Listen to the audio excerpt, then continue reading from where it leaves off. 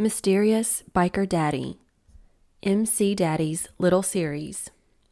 Written by Scott Wilder. Narrated by Katie Walker. Chapter 1. Holly.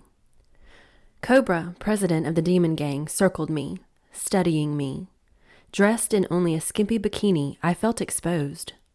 I resisted the urge to cover myself with my arms. Cobra chuckled.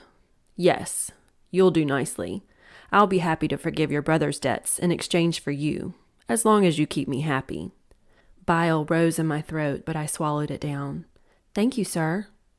I hated having to do this, but it was the only way to keep my brother from being killed. I was his only hope at getting his debt repaid. Should I take her down to the pleasure room, sir? One of Cobra's men asked. Cobra chuckled, still looking at me.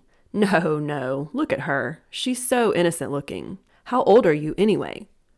19, sir. He whistled. You're as innocent as you look. I have something special planned for her. She's perfect for the shows. People will pay good money to watch her. With all due respect, Snake would want— Snake! Cobra roared. Snake is dead. Did you forget? That traitor killed him. He grabbed his man by the throat. I'm your leader now. Do you want to end up in the ground right next to Snake? I realized I was shaking with terror. What had I gotten myself into? I was going to kill my brother for this.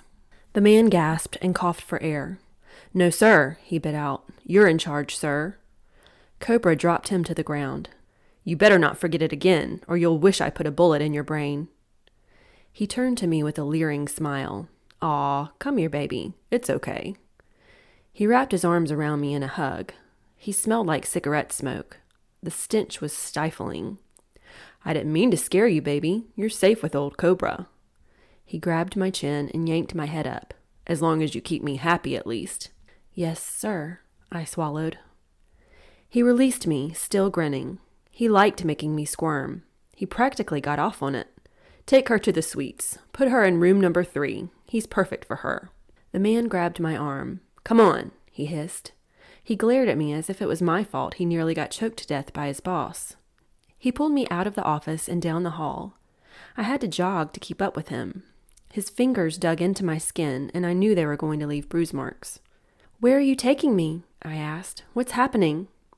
Shut up, he snarled. Just because Cobra likes your little innocent routine doesn't mean the rest of us don't find you annoying. He took me down a flight of stairs into a long hallway with doors on either side. The demon headquarters were massive. It was a renovated mega warehouse, and I didn't understand how people didn't get lost in this place all the time. He knocked sharply on the third door down, and it opened.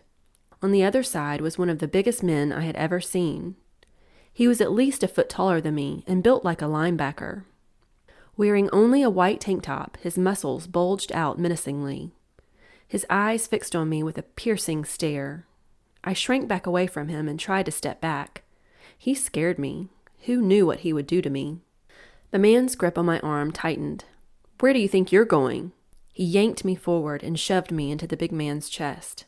Here's your little theater, partner. You have 1 week to get her ready. A strong arm wrapped around me and pulled me into the room. The door closed and locked behind us. The man let me go, and I pressed myself against the door with my hands in front of my face. Please, don't hurt me, I begged. Please. I'm not going to hurt you, the man said gently. I promise. My name's Blaze. What's yours? I peeked out from behind my hands to look at him. His expression was softer than it was a second ago. He still studied me with a critical eye. Holly, I said. He took a step back, his hands in the air. I won't hurt you, he whispered. I promise. Why don't you have a seat?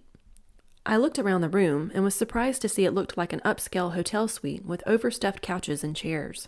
In one corner was a kitchenette, and on the other side was an adjoining room where I could see the corner of a bed.